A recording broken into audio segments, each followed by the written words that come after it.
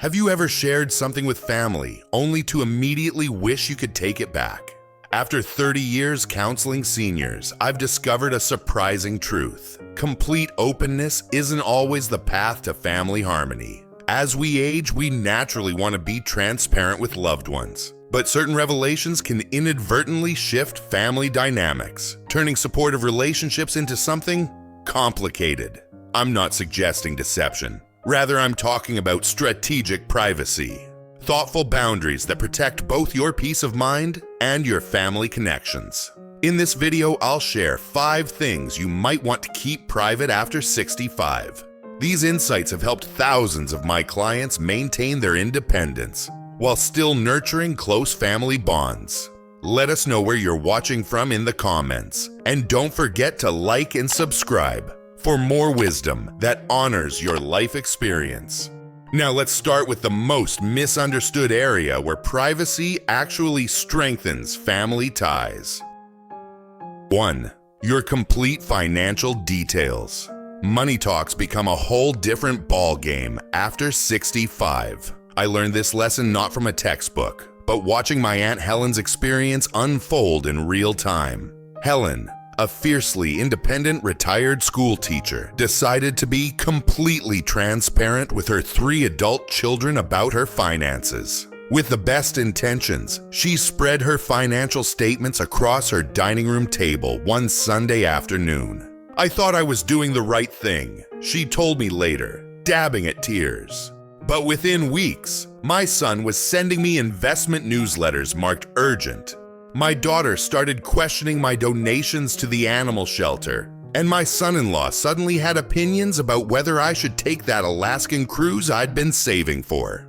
This isn't just Helen's story. A 2023 Boston University study found that 68% of seniors who shared detailed financial information with adult children reported increased family tension within 6 months. Those aren't great odds for family harmony. Why does this happen? Because money isn't just numbers, it represents freedom, choices, and deeply personal values. When your family knows exactly what you have, they develop opinions about how you should manage it. Even well-meaning children can't help seeing your resources through the lens of their own priorities and worries. As Ruth, a 73-year-old widow from Chicago, told me, "The minute my daughters knew the exact figure in my retirement account, our relationship changed. Suddenly, my twice-weekly dinner at my favorite Italian restaurant became extravagant and unnecessary. I felt like I was 12 again, asking for permission to spend my allowance."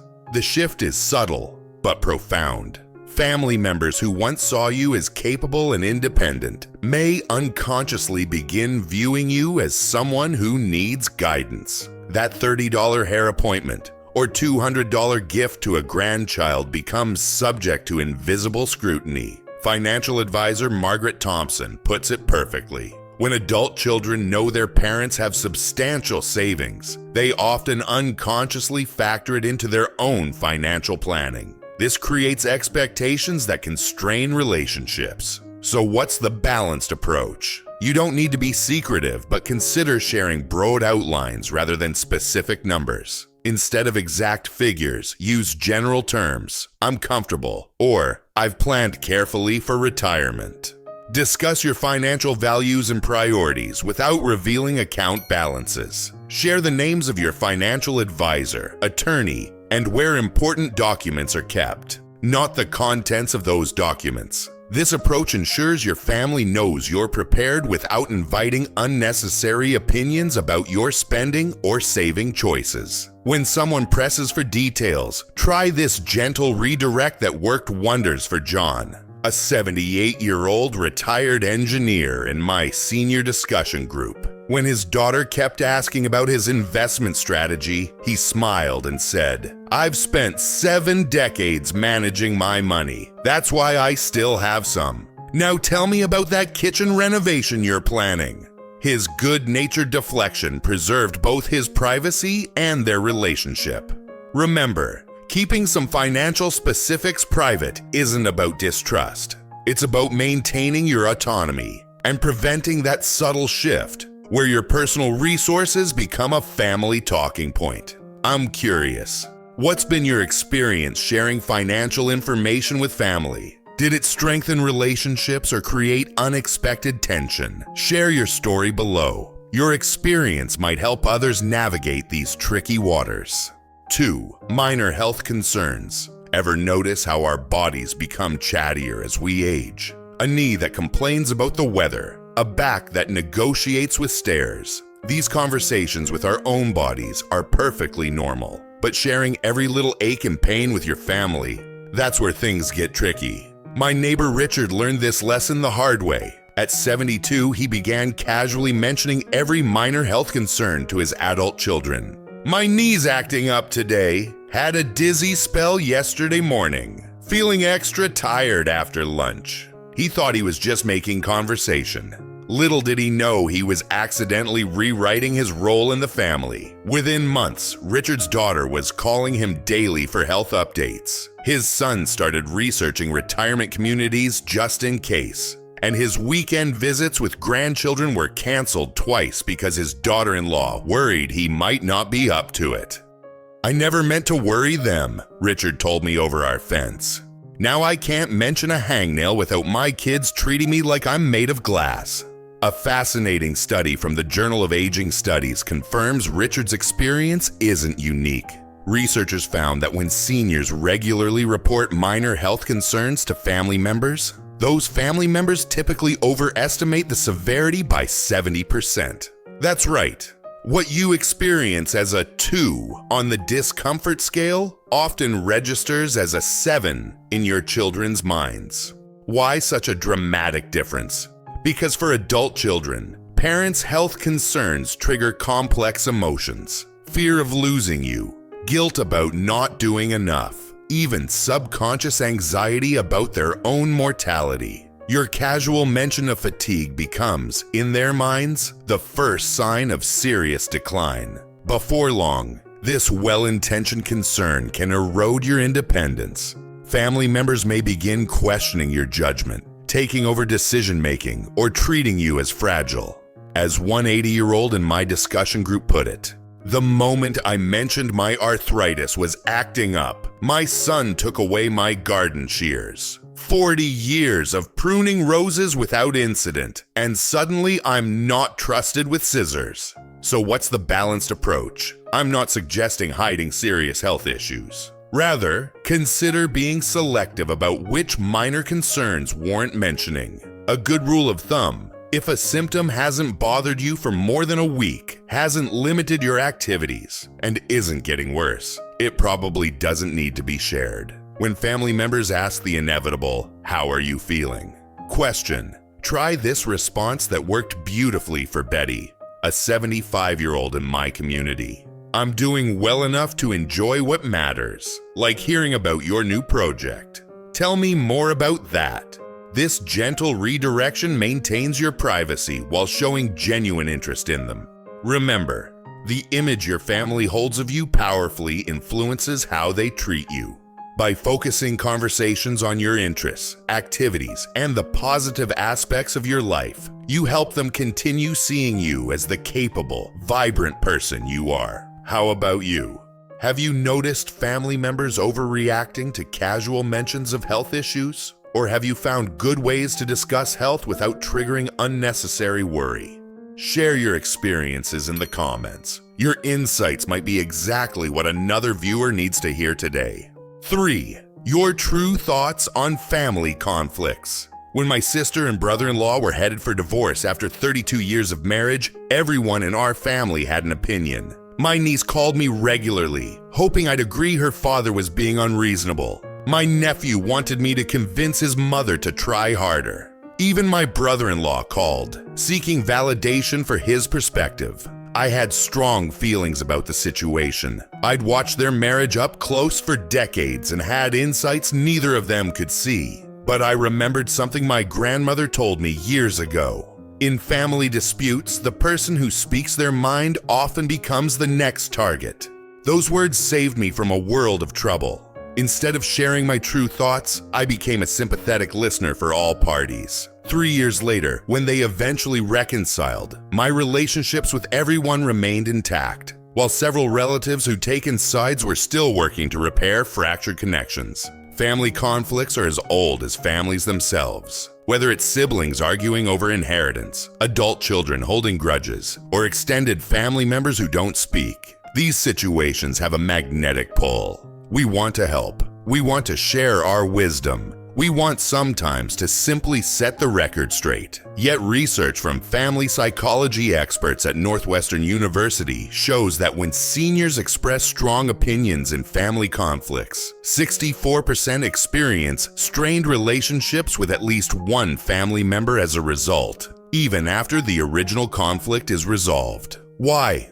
Psychologists call it triangulation. The process where two conflicting parties pull in a third person. Once you share your true thoughts, you're no longer a neutral party, but another player in the drama. And unlike a professional mediator, you come with decades of complex family history and relationships. The statements we make during family conflicts have remarkable staying power, explains Dr. Caroline West, family therapist and author. People rarely forget who took sides, even years after they've forgotten what the argument was about. This is particularly dangerous territory when sharing opinions about in-laws, parenting styles, or major life choices. What feels like helpful advice to you might feel like rejection to them, especially when emotions are already running high. Consider Barbara, an 83-year-old grandmother who told her daughter exactly what she thought about her son-in-law's career change. "I was just being honest," Barbara explained to me. "But 3 years later, my son-in-law still barely speaks to me at family gatherings. So what's the wiser approach? You don't have to pretend conflicts don't exist, or feign neutrality when asked directly. Instead, try this response that has saved countless relationships in my own family. I care about both of you too much to get in the middle. What I know for sure is that you're both doing your best with a difficult situation." This approach accomplishes something remarkable. It honors both parties without taking sides. It expresses faith in their abilities to work things out. And it preserves your relationships for the long term. Are there exceptions? Absolutely. When safety is at risk, particularly for children or vulnerable adults, or when legal or ethical boundaries are being crossed, speaking up becomes necessary. But for the everyday conflicts that all families experience, strategic neutrality often proves the wisest path. As my friend George, a retired judge with 8 grandchildren, puts it, "At our age, we've learned that most family conflicts resolve themselves with time. Our job isn't to referee, but to be the steady presence everyone can return to when the storm passes." Have you ever shared your true thoughts during a family conflict, only to regret it later? Or have you found effective ways to stay connected to all parties during disagreements? Your experiences might offer valuable guidance for others facing similar challenges. Please share them in the comments below. 4. Personal regrets about the past. We all have them. Those quiet moments when we think about roads not taken, chances we didn't seize, or times we wish we'd done things differently. Regrets are part of the human experience, a natural result of living long enough to gain wisdom and perspective. But sharing those regrets with your adult children can have unexpected consequences. I remember sitting with my mother on her 75th birthday when she suddenly said, "If I could do it all over again, I would have traveled more when you kids were young, instead of being so focused on saving for the future." She meant it as a simple reflection on her life journey, but I immediately felt a weight of responsibility. Had my childhood somehow limited her? Should I have encouraged her to pursue her dreams more? Was our family life somehow inadequate? This personal experience is backed by research. A study from the Family Institute at Northwestern University found that 78% of adult children internalize their parents' expressed regrets, often interpreting them as indirect criticisms or sources of guilt, even when that's not the parent's intention at all. Think about it. If you mention wishing you'd spent less time working and more time with family, your children might hear, "I wasn't a good enough parent." If you express regret about not pursuing a passion, they might wonder if family responsibilities held you back. Even casual comments like, "I wish we'd moved to Florida years ago," can make children question whether your life choices, which included raising them, brought you fulfillment.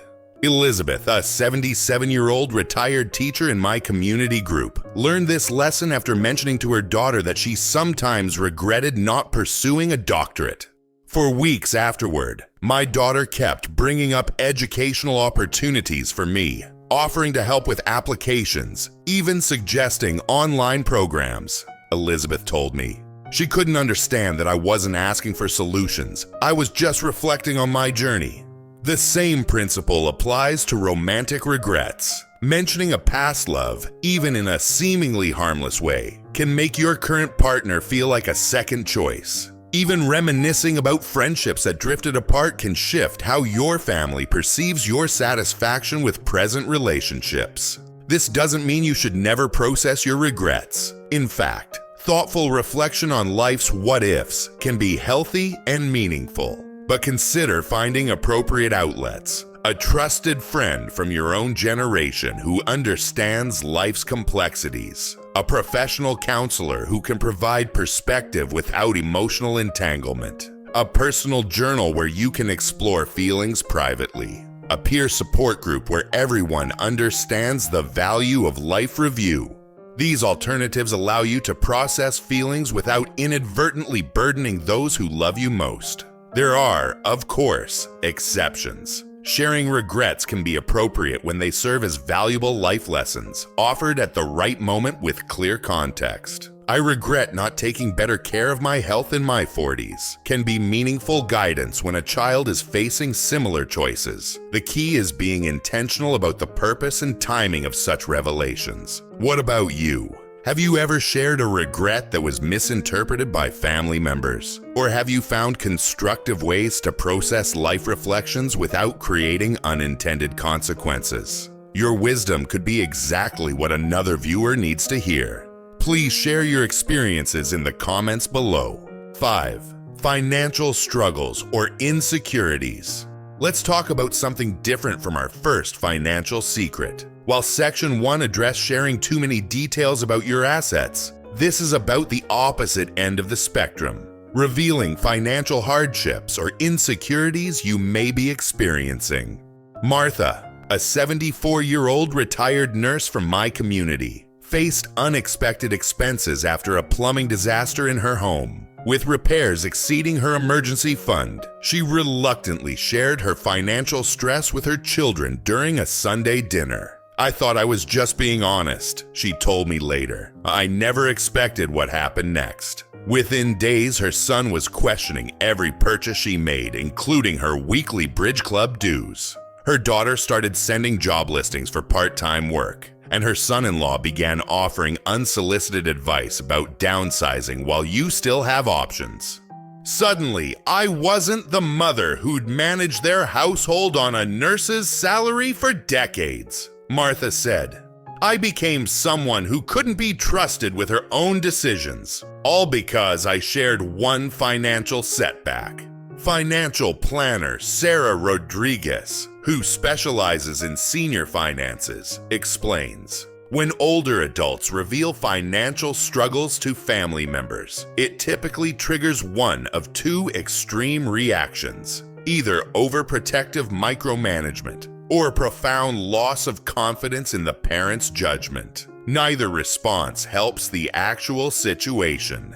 A 2022 study from the Financial Services Institute found that 72% of seniors who disclosed financial difficulties to adult children reported feeling their autonomy was undermined within 3 months. Children with the best intentions often rush to fix the problem, bypassing their parents' wisdom and experience in the process. This doesn't mean you should suffer in silence if you genuinely need help, but there are ways to address financial challenges that preserve your dignity and decision-making authority. Consider consulting a financial advisor who specializes in seniors' needs. Many offer sliding scale fees and can identify resources you might not know exist. The National Council on Aging, NCOA.org, offers free benefits checkups to identify programs you may qualify for. If you do need family support, Frame the conversation around specific, limited assistance rather than opening your entire financial situation to scrutiny. For instance, I could use help finding a reliable handyman for some home repairs. Maintains more autonomy than I'm worried about making ends meet. When well-meaning children start offering financial advice, try this gentle but firm response that worked for Edward, a 79-year-old widower in my discussion group. I appreciate your concern, but I've managed my finances through much tougher times than this. What would really help is specific action rather than advice. Certain situations do warrant transparency. If you're unable to afford necessary medications, facing potential homelessness, or dealing with predatory lenders. In these cases, selective sharing with the most supportive family member might be necessary. Remember, financial challenges at any age don't reflect on your worth or wisdom. Many seniors today face unprecedented economic pressures that previous generations didn't encounter. The goal isn't to hide difficulties completely, but to address them in ways that preserve your dignity and decision-making authority. Have you experienced changes in how family treats you after sharing financial concerns? Or have you found effective ways to get support without surrendering your autonomy? Your experiences could offer valuable guidance to others. Please share your thoughts in the comments below. These 5 areas of privacy aren't about keeping secrets. They're about protecting your peace and relationships in your golden years. By being selective about sharing financial details, minor health concerns, opinions on family conflicts, personal regrets, and financial struggles, you maintain both your independence and family harmony. You've earned the right to decide what you share. The most fulfilling relationships balance openness with thoughtful boundaries. Which of these 5 resonated most with you? Your experiences might help others find their own balance. Don't forget to like, subscribe, and share your wisdom in the comments below. Here's to your peaceful, fulfilling relationships.